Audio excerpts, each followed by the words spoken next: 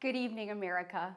My name is Britt, and I have the honor of serving the people of the great state of Alabama in the United States Senate. However, that's not the job that matters most. I am a proud wife and mom of 2 school-aged kids. My daughter Bennett and my son Ridgway are why I ran for the Senate. I'm worried about their future and the future of children in every corner of our nation. And that's why I invited you into our home tonight. Like so many families across America, my husband Wesley and I just watched President Biden's State of the Union address from our living room. And what we saw was the performance of a permanent politician who has actually been in office for longer than I've been alive. One thing was quite clear, though. President Biden just doesn't get it. He's out of touch. Under his administration, families are worse off, our communities are less safe, and our country is less secure. I just wish he understood what real families are facing around kitchen tables just like this one. You know, this is where our family has tough conversations. It's where we make hard decisions. It's where we share the good, the bad, and the ugly of our days. It's where we laugh together, and it's where we hold each other's hands and pray for God's guidance. And many nights, to be honest, it's where Wesley and I worry. I know we're not alone. And so tonight, the American family needs to have a tough conversation, because the truth is, we're all worried about the future of our nation. The country we know and love seems to be slipping away, and it feels like the next generation will have fewer opportunities and less freedoms than we did. I worry my own children may not even get a shot at living their American dreams. My American dream allowed me, the daughter of 2 small business owners from rural Enterprise, Alabama, to be elected to the United States Senate at the age of 40. Growing up, sweeping the floor at my dad's hardware store and cleaning the bathroom at my mom's dance studio, I never could have imagined what my story would entail. To think about what the American dream can do across just one generation, in just one lifetime, it's truly breathtaking. But right now, the American dream has turned into a nightmare for so many families. The true, unvarnished state of our union begins and ends with this. Our families are hurting. Our country can do better. And you don't have to look any further than the crisis at our southern border to see it.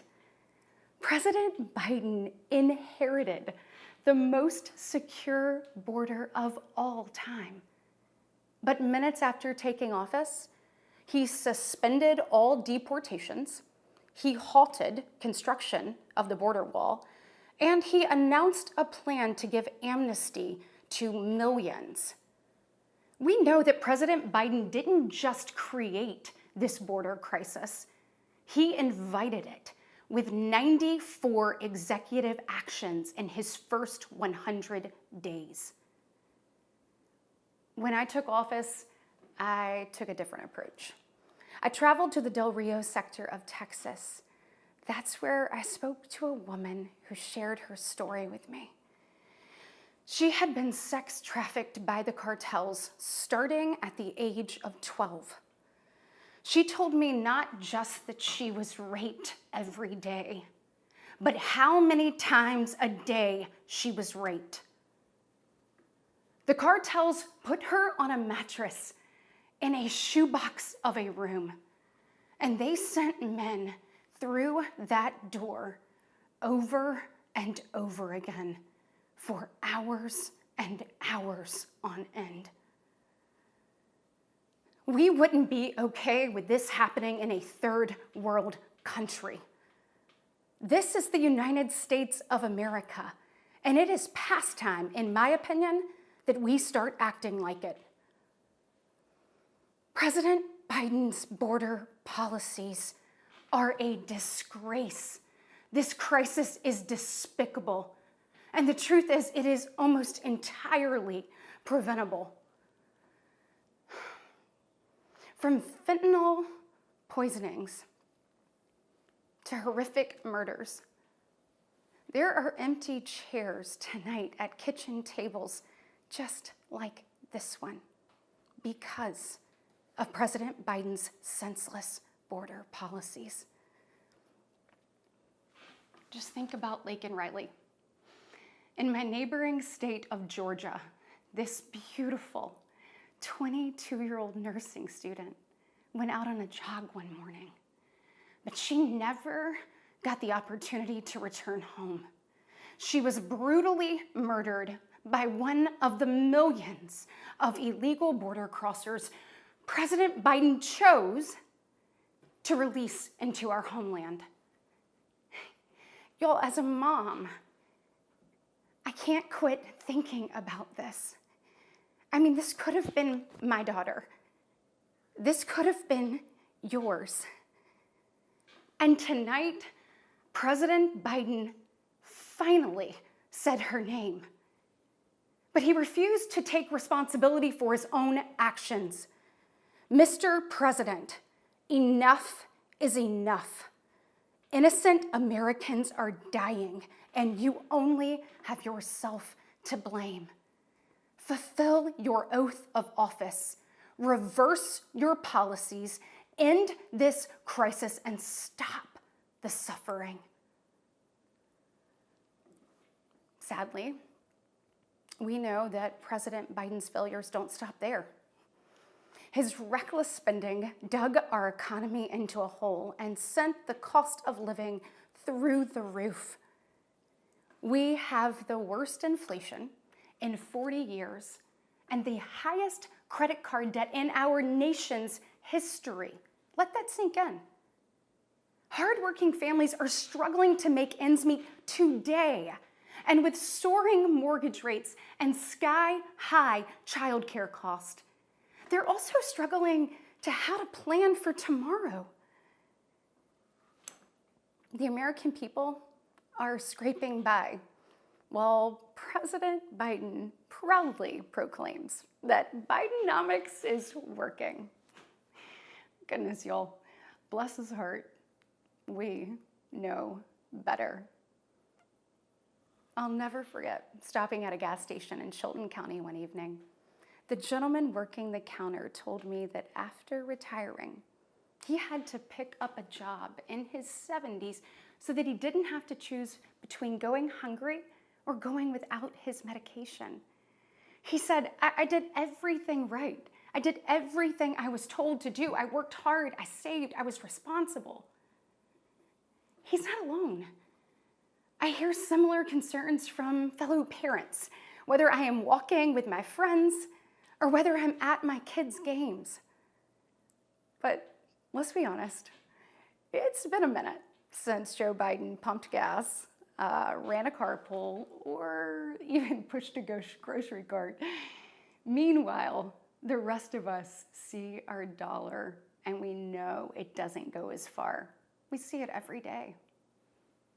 And despite what he tells you, our communities are not safer.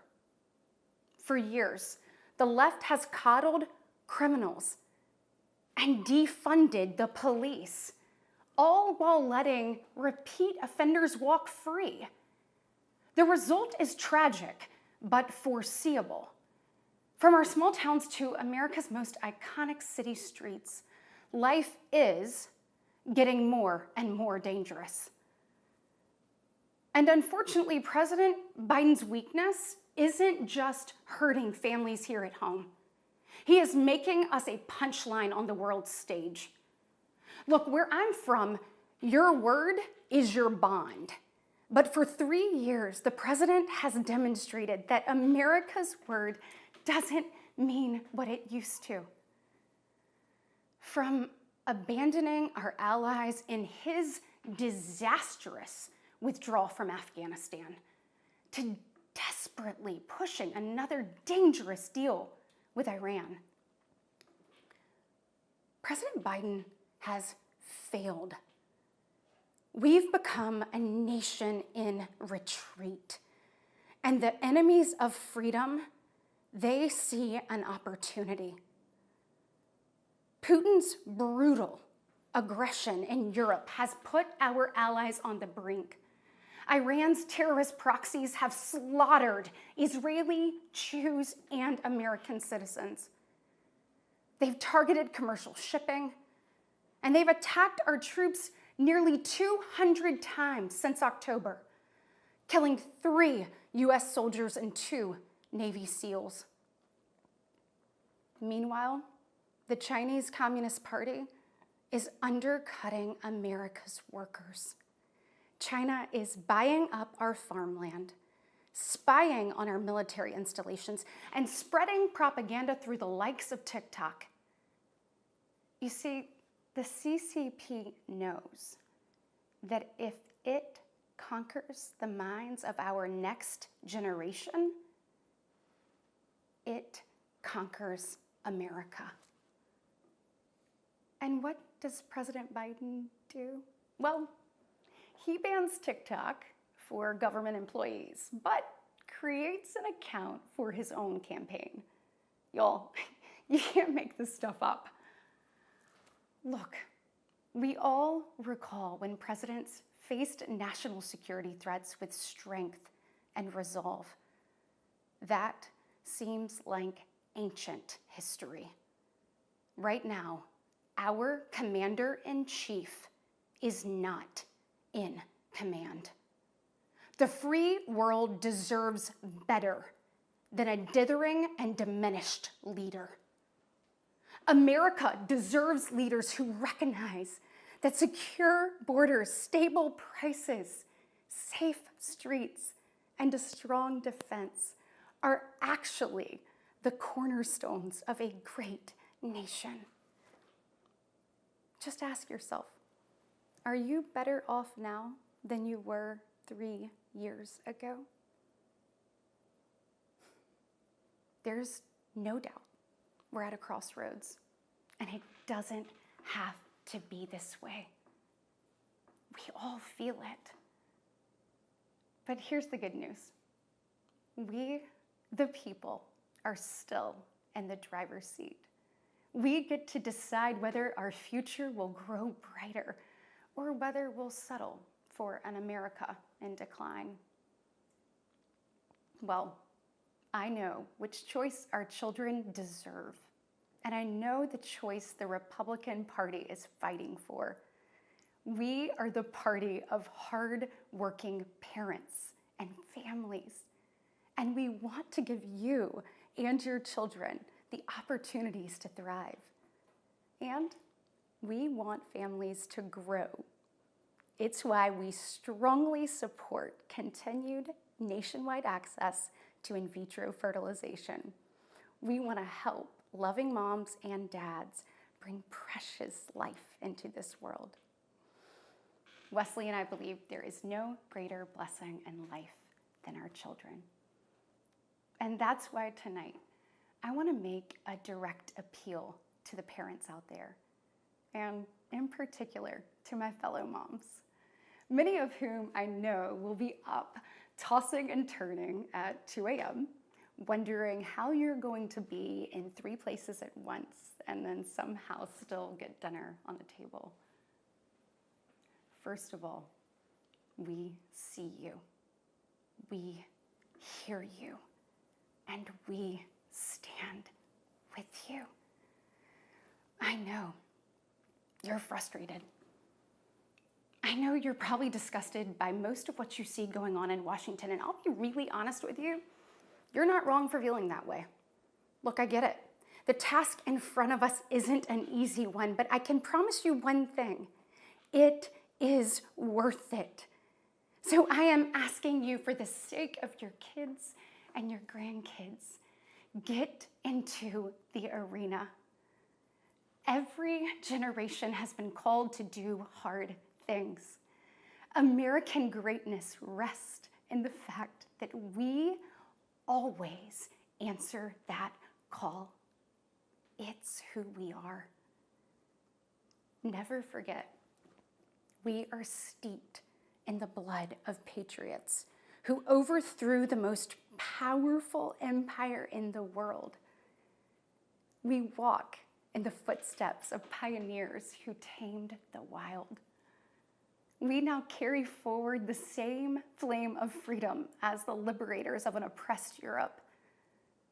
We continue to draw courage from those who bent the moral arc of the universe. And when we gaze upon the heavens, never forget that our DNA contains the same ingenuity that put man on the moon. America has been tested before, and every single time we've emerged unbowed and unbroken. Our history has been written with the grit of men and women who got knocked down. But we know their stories because they did not stay down. We are here because they stood back up. So now it's our turn, our moment to stand up and prove ourselves worthy of protecting the American dream. Together, we can reawaken the heroic spirit of a great nation. Because America, we don't just have a rendezvous with destiny. We take destiny's hand and we lead it. Our future starts around kitchen tables just like this, with moms and dads just like you. And you are why I believe with every fiber of my being that despite the current state of our union, our best days are still ahead. May God bless you, and may God continue to bless these United States of America.